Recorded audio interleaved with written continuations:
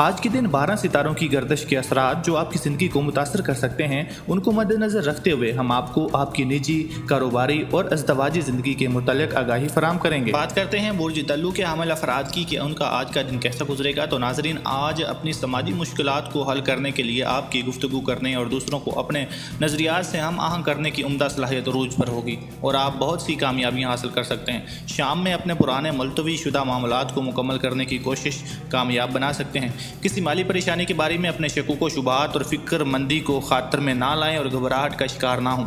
आज सुबह अपने दोस्त या किसी करीबी फ़र्द की जानब से कोई खुशी की खबर आपको मौसूल हो सकती है, जिसकी वजह से आपको अपना माहौल बेहतर बनाने में मदद मिल सकेगी।